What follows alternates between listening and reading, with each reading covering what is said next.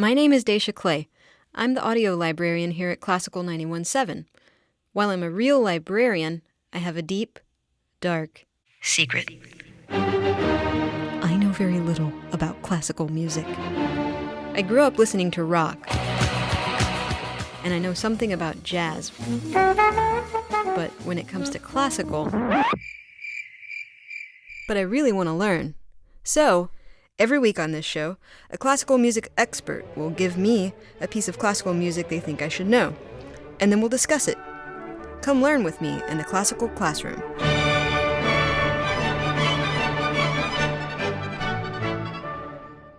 Hello everyone, and welcome to the classical classroom. I am Dacia Clay, and here with me today, all the way from California, through the miracle of a couple of cans and some really long string, is Vivek Maddala. Vivek is a composer who is up for a Grammy consideration for his score for the documentary American Revolutionary, The Evolution of Grace Lee Boggs. He is also a multi-instrumentalist. He's a Sundance Institute Lab Fellow for Film Composition.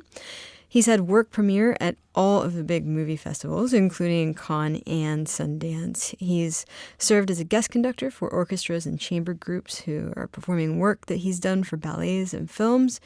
Vivek, welcome to the show. Glad to be with you. So what are you going to be teaching me about today?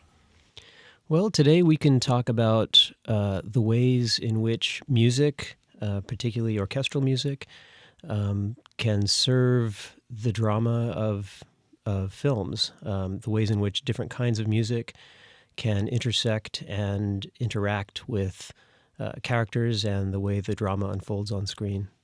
Nice. This is very exciting because I'm a huge movie fan, and I love the way that music works in movies to sort of heighten moments and underscore them. So I'm really excited to talk about the sort of technical aspects of how that works. Good. So why did you get into this? Like what, as opposed to, just composing music for music's sake, why were you drawn to composing for film? For me, filmmaking is a sophisticated form of storytelling, and I find that really compelling. Yeah. And film scoring in particular, I think, is a way to combine that storytelling aspect with my interest in music.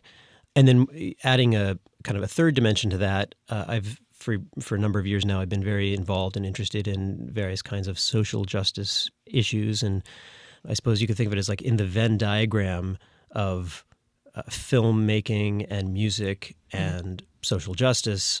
I think of a lot of the films that I've been working on, and in particular American Revolutionary, sort of existing at the intersection of those circles. Yeah. I just love that you used Venn diagram in conversation. That's I love Venn diagrams. So we're gonna focus primarily on American Revolutionary. Can you tell us a little bit about the film? Yeah, so the film was about 12 years in the making. The main subject of the film is a woman named Grace Lee Boggs, who is a 99-year-old social activist and author and writer and political thinker, philosopher, who's been based in Detroit for the last several decades. And she's been instrumental in a lot of the social movements that we've come to identify as being part of the progressive history of the 20th century. Mm-hmm. The film touches on a variety of different subjects that are actually interrelated. Mm-hmm. Grace Lee Boggs was very involved in various Black Power movements and civil rights struggles, labor struggles in terms of unionization, and so the music for the film actually speaks to all of these different subjects and sort of ties them together and helps the audience follow along. And there are a number of themes in the score, and they kind of evolve as the film evolves. I used a number of leitmotifs and small themes and larger themes that intersect and collide with each other in a way that reflects what's happening on screen. So one thing we could do is maybe check out the main title, which contains, I guess I would call it like the main American Revolutionary theme. Mm-hmm. But one of the things that I did was you kind of think you know where the melody is going and where the chords are going, and then it sort of takes an unexpected turn. Mm-hmm. I saw it as like the musical turn that it takes subverts where you think it's going to go. Yeah. And there's a constant theme of subversion throughout the film because Grace Lee Boggs herself is kind of subversive in her, she's not who you think she is. Yeah. And her ideas she's continually examining and reassessing her assumptions and those of everyone around her. And so there's a way in which it can be unsettling and unexpected, but at the same time, it's fun. And so I try to write a theme that sort of encapsulates all of those things. Well, you before we go on, you used a term back there, leitmotif, which we had an episode, a very early episode of Classical Classroom about Star Wars when we talked about how John Williams used leitmotif. But would you mind defining that term for our listeners? To me, a leitmotif is a theme for a character or a concept that can be introduced at perhaps early in the movie, and then brought back periodically to remind the audience of certain kinds of concepts, or like here's a character that you might not remember from earlier on, mm-hmm. and we're reintroducing this person. It's also, I think, an opportunity to reflect the evolution of a character or an idea. So you might have a statement of a theme early on, and then maybe that theme, that leitmotif, ends up maybe getting shaded a little bit darker as the story goes in that direction to sort of guide the audience in that way. Ooh, I like or that it might definition. Collide with another leitmotif as concepts are colliding. Yeah. In fact, I did some of that in this score as well. I don't know if I'm doing a good job of explaining, but I think so. I guess it's like a recurring theme that functions in a deliberate way. It's sort of a musical version of that character or that thing or that person. Yeah. Kind of or the idea, right? Yeah, like Darth Vader's is like dun, dun, dun, dun, dun, dun, dun, dun, like, and every time you hear that, Darth Vader is coming. That's right. Yeah. So there's some reference to him. Yeah. Right. Exactly. Like he's lurking somewhere. So yeah. Let's hear an example of that from your movie.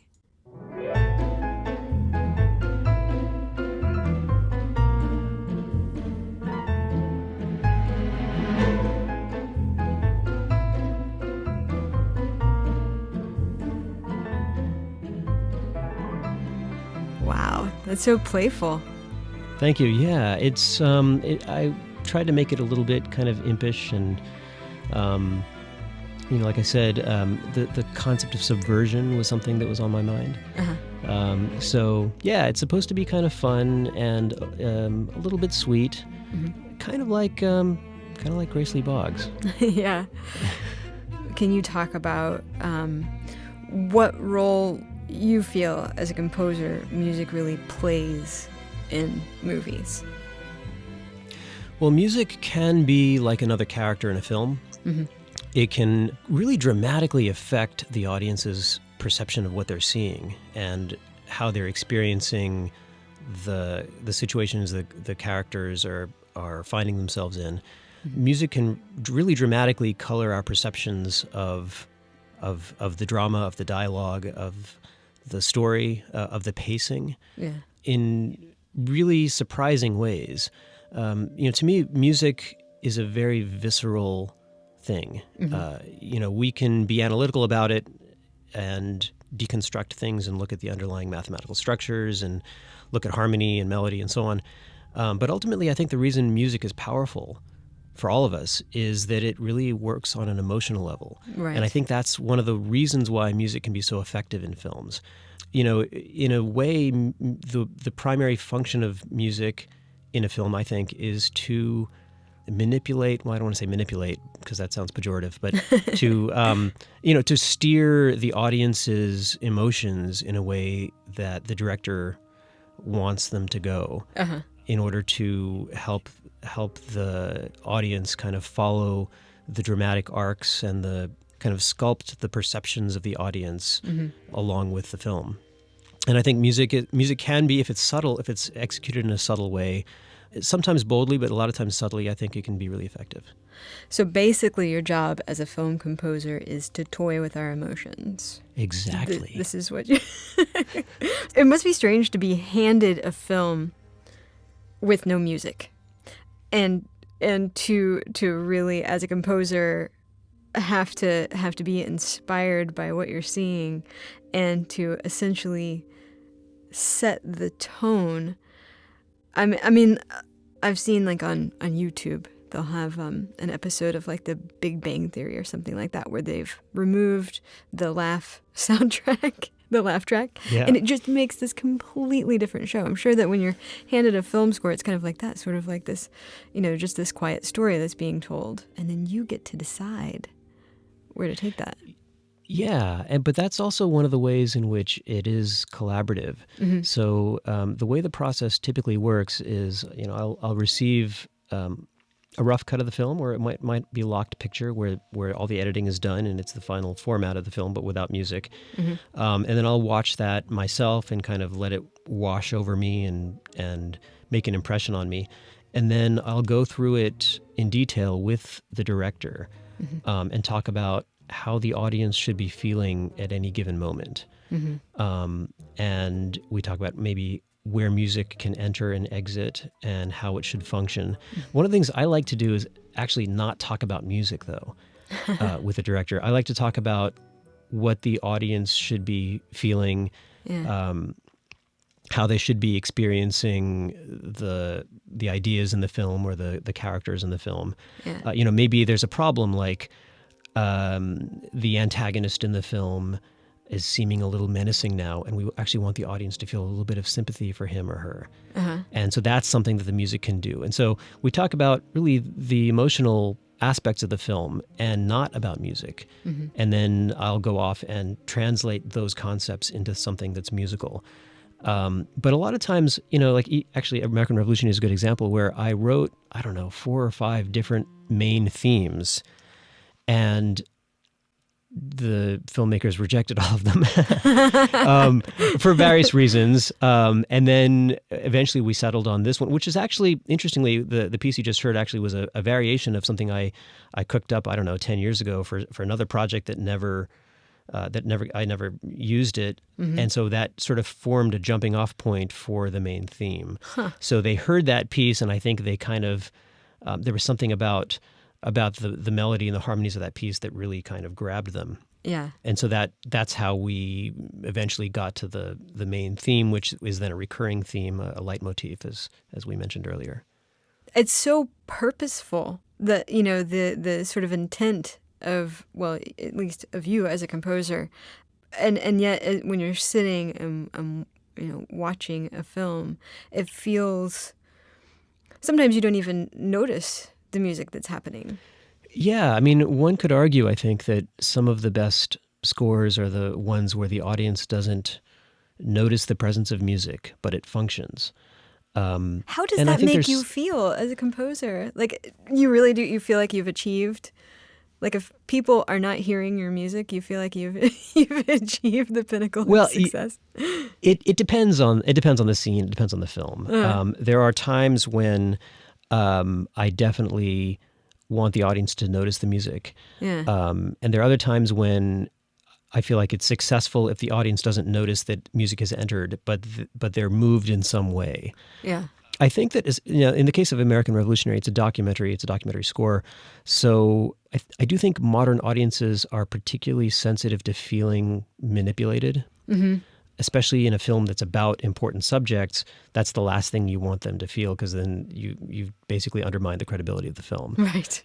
So like when Malcolm X was killed, as an example, and that actually uses there's an introspective theme that uses, and it kind of sneaks in and then out. What's happening in the movie at that point? Like, why didn't you want for the music to be noticed?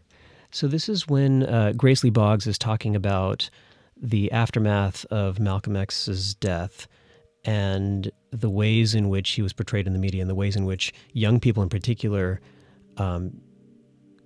understood the ideas of or I should say misunderstood the ideas of Malcolm X, because he was sort of portrayed as sort of singularly focused on meeting violence with violence, and apparently, and Grace really disagreed with that. She thought that he was, and I would agree with it as well, that he was much more than that.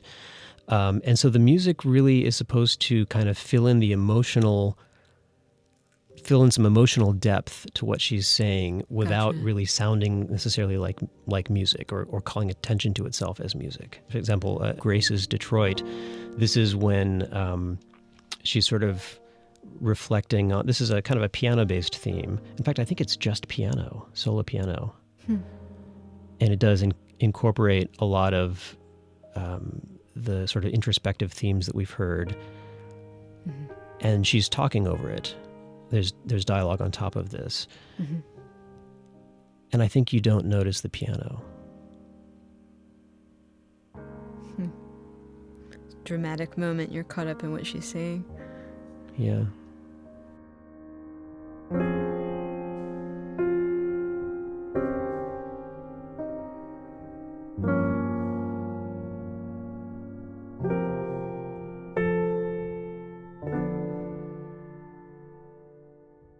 So I think you have to be really judicious with when you're bold with the music. Now, in the case of this film, I think the music is fairly bold, but we were very deliberate about, sort of calibrating that. So there were certain times when, for example, Grace Lee Boggs talks about reading Hegel and reading Marx and reading them in a way that, the same way that she listens to music.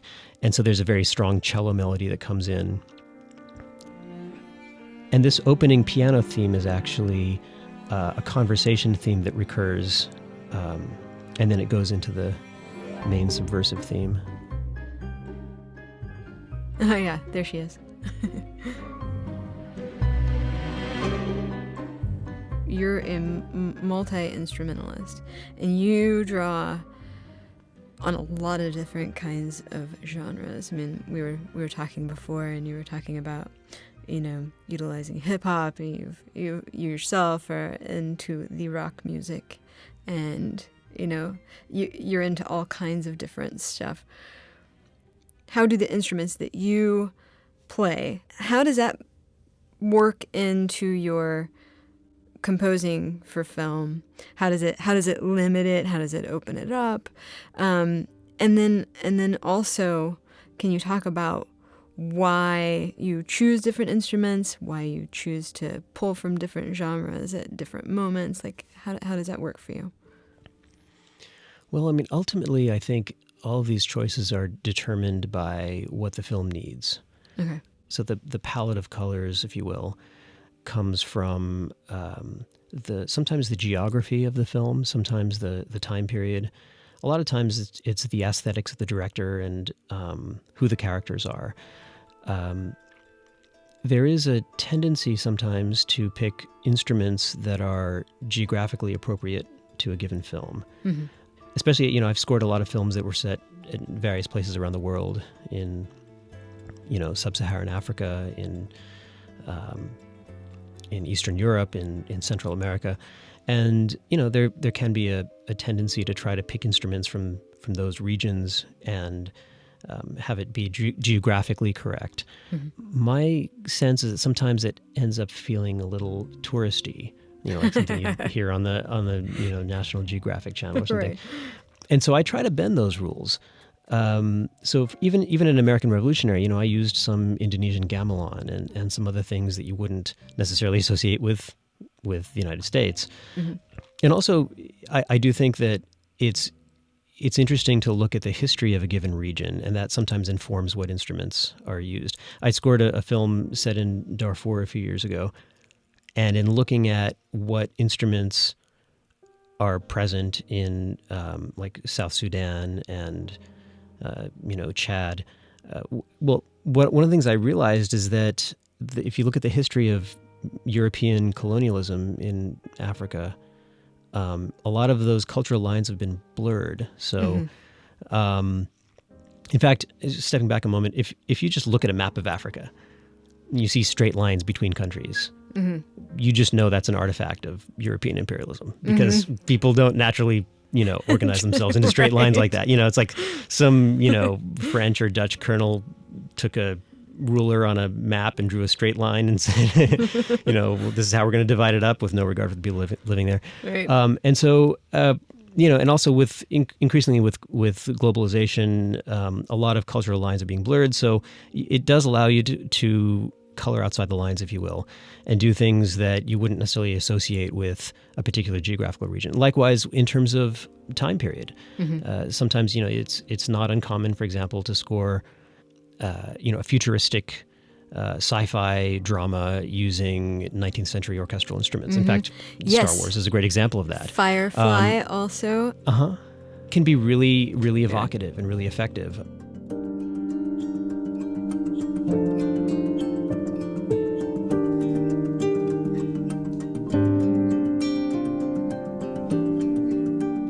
There are other examples where I really tried to be both geographically and temporally specific. So, for example, there's a track called "Red Scare" from early in the film, where we are in late 1930s during part of the Red Scare.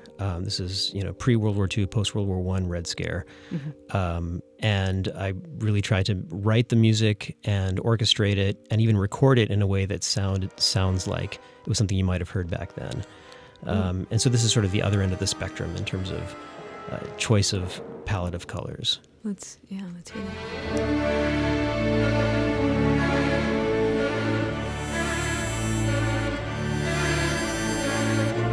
Yeah, I actually deliberately didn't use any synthesizers on this score. Really? It's all actual, instruments that some of which have been modified dramatically to create a sort of otherworldly sound. But for me, I think the score really needed to sound grounded in feeling tactile and feeling sort of very much characteristically American. Especially given the subject of the film. When you were working on this film, did you work with like a set of musicians, or did you work with like an orchestra and then some studio musicians? How did that work?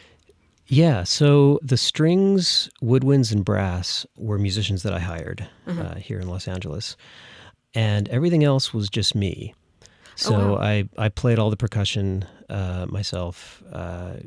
All the keyboards, so piano, Hammond organ, Fender Rhodes, electric and acoustic guitars, bass.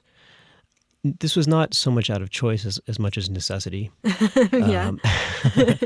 With lower budget independent films, you have a limited music budget, and so you have to kind of figure out how most effectively to use it. So because I play a variety of instruments, those are the things that I decided to do myself. And then, strings. So, basically had a triple string quartet, essentially a woodwind quintet, including a French horn. And so that's where the music budget went. And so basically they had a small chamber group and then a one-man band working on the film. In a sense, yeah. Wow. But I got to tell you, I like the sound of a small chamber group because there's a way in which it used to be that if I had a budget for say 12 or 15 players or something, I would go to great lengths to make it sound like a large orchestra.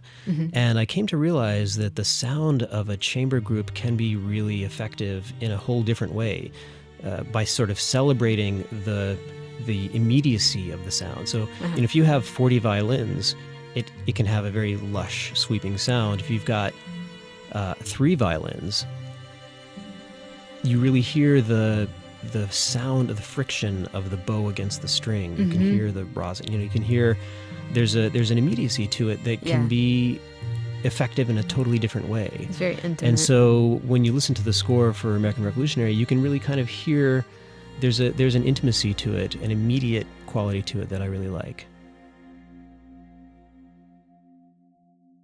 One of the main themes that again evolves throughout the film is the revolution theme, and there is a track called Malcolm X and World Revolution that is sort of the a really good sort of encapsulation of that theme and another one that kind of collide in that one scene. All right.